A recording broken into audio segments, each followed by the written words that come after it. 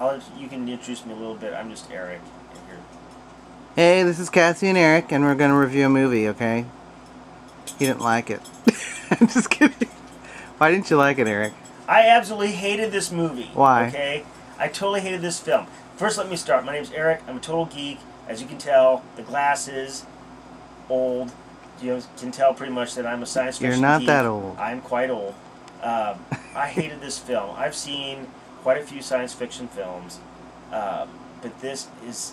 It's awful, and for some reason, reviewers like Ebert and Puig and all these like supposedly professional film critics are saying this film is great. This film is absolute crap. It is awful. It's not absolute crap. It's awful. The only good thing about this film is the artwork by H.R. Geiger, okay? Which is amazing. Which is amazing, okay? And even he, I'm sure, did not like this film. And the special effects are outstanding. They obviously spent a lot of money on what is essentially a B-schlock film. It's awful. This film is so bad on so many levels. And I'm just going to go at random as to why it is. One, we're going to go with the acting, okay? You have Charlize Theron, who's a beautiful woman. Okay, she's a beautiful woman in her 30s. That being said, she should not be wearing spandex at her age, okay? She is awful wearing spandex in this. On top of it, it's the weakest performance I've ever seen by Charlize Theron. She's wooden. She appears to be like reading off a cue card. Even worse than Astronaut's Wife? Even worse than Astronaut's Wife.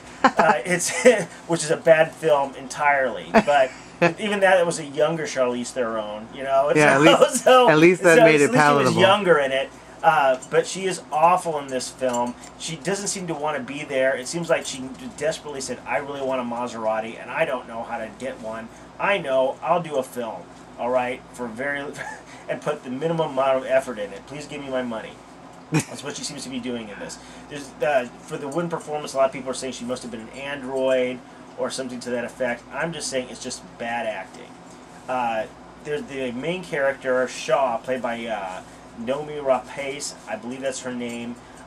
Once again, her acting chops are very, very weak. Her character is weak. She does not carry this film. Everybody's likening her performance to Sigourney Weaver's in Aliens. Not even close. Not even close, folks. Not even close. This lady is awful. Basically, you would see her as maybe a supporting actress in an indie film, like a small indie film that you might make yourself, while you're in college. And you might say, hey, it's like so-and-so did some local community theater. Let's get Noomi to do this. But she cannot carry this film. She does not carry this film, along with her stupid boyfriend character, Holloway. And I honestly don't even know the name of the actor that plays that character. They're both awful. They're not good actors. I will say that that Fassbender's character, the android, excellent. David, excellent. I will say, if I had to say one good performance, I would say David's, followed by Idris Elba's, I believe that's how you pronounce his name, Idris character as the captain. Even then, that's flawed. I'll get back to that. But how much do you think of that is bad acting as opposed to bad casting? I think there's a lot of bad casting. I've read on Wikipedia that they had other people that were supposed to be cast in this film.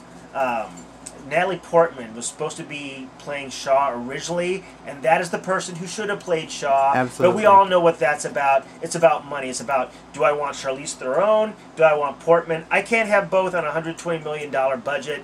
I have to pick one. Charlize, you've got it. And that's pretty much it. Now, who can I get for $50? I know, Noomi Rapace. Yeah, from Girl with the Dragon Tattoo. And some local community theater, which I think that's pretty much what she does. Even not knocking the local community theater people, because they could probably carry this film better than this lady. So you feel that the main character should have been the headlining star as opposed to... As I said, it was ridiculous. She totally cannot hold the screen with anybody. For on top of that, I'm vertically challenged, and so is Shaw, Rapace.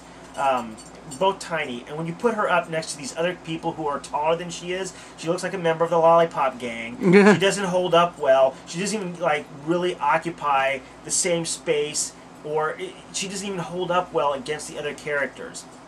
she's miniaturized, and you can see this in certain shots of the film, even though it seems that they tried to hide it throughout the film. It's awful.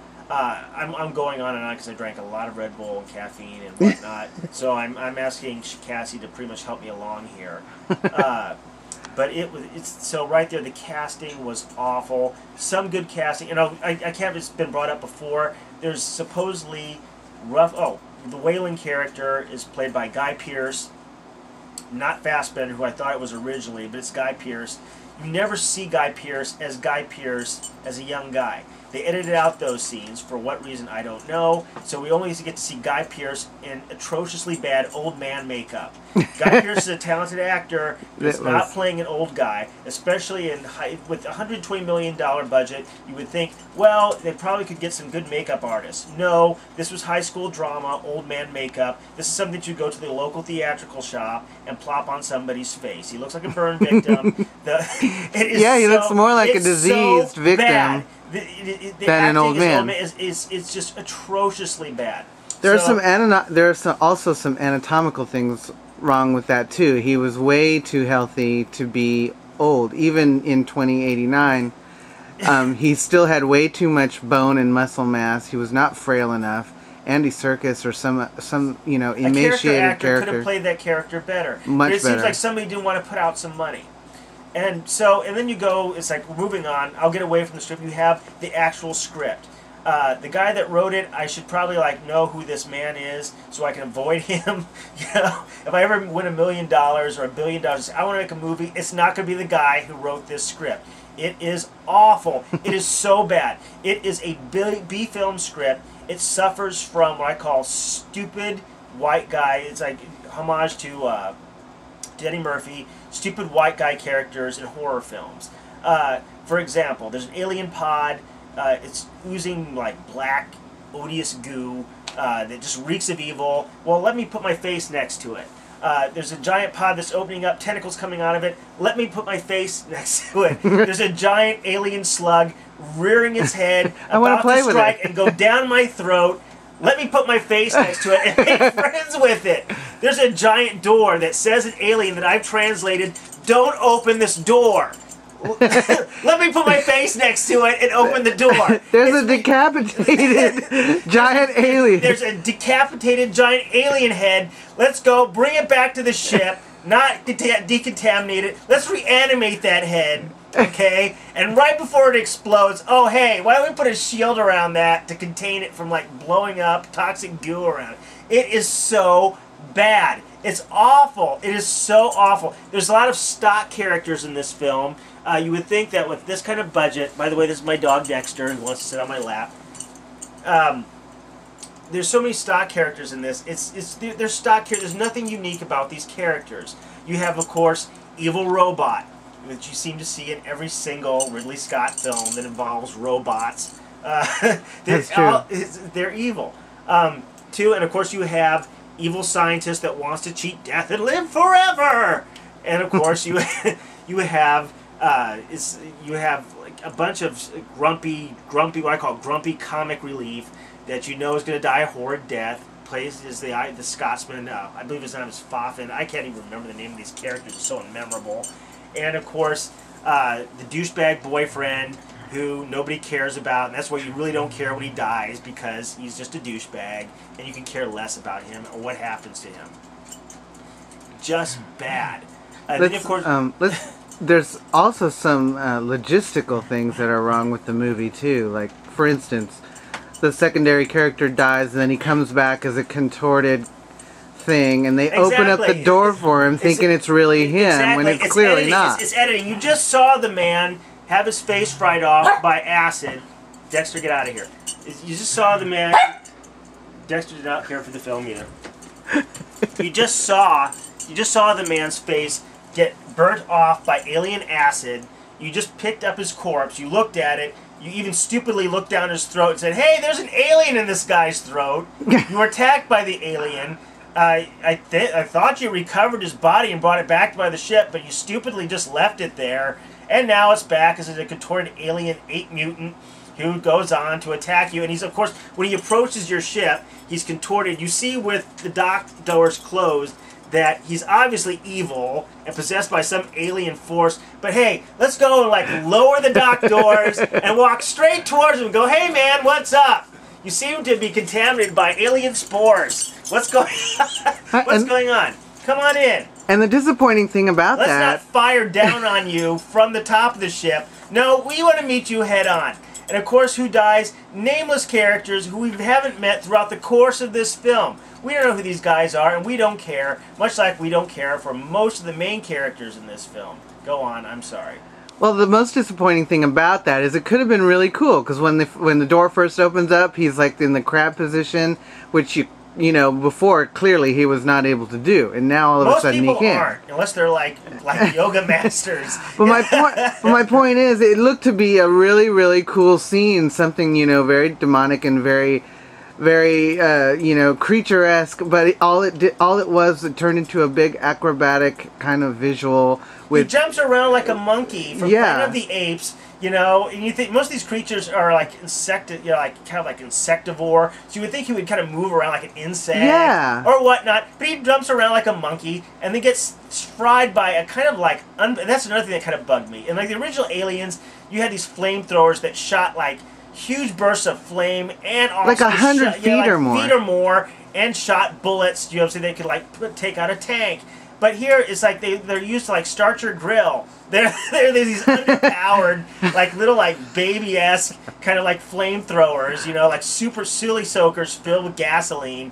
And that's the thing that astounded me is with this film, with this huge budget and this big budget production, you had these atrocious like small budget aspects of this film.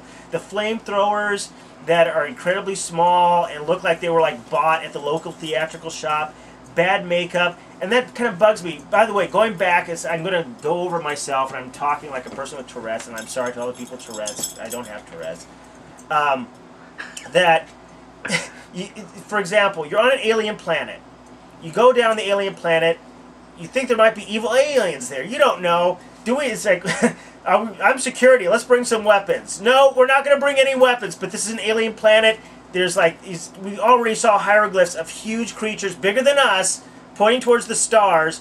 You know, they could present some kind of danger. No weapons. We're scientists. We're in charge of this. Really, no weapons whatsoever? No weapons. Okay. Ridiculous. Really ridiculous. Or going inside an alien cave. Okay, remember these are scientists. They're supposedly scientists. The air is clear to breathe. Okay, and so the guy takes off his helmet. Okay. You know that there's water. Water carries germs and all kinds of microbes and stuff like that. But you're going to take your helmet off and you're going to like drench yourself in water with microbes and all kinds of bad stuff. And you're going to do that. And the characters do that in this film. I don't see scientists ever doing that. I don't. I've known some scientists. When I was in college, I went to Iowa State. A lot of engineers, science majors, stuff like that, would probably never do something that stupid. They probably would never go see this film. But I was just appalled how stupid the characters were. I really didn't care about them. There was a lot of other like holes in the script, bad editing. There's a scene where the Vickers character going back with Charlize Theron. I don't know what to make of this character. Is she a robot? Is she a transsexual? Because, spoiler alert, the Shaw character, who I don't care about, is infected by an alien baby, you know, spore creature that her douchebag boyfriend gives her and infects her, and then of course doesn't bother to tell her the next day that, oh, I saw this worm in my eye, I'm infected by aliens. You know, you might want to get yourself checked out. Maybe go to the local clinic, maybe, you know, a morning after pill and some penicillin, something. Yeah, you know, maybe clean yourself out. You know, I'd say I would do that. You know, I might leave a little note on the coffee on the coffee table. Hey, here's my number. By the way, you know, I have gonorrhea and alien spores. Might want to get yourself checked out. So.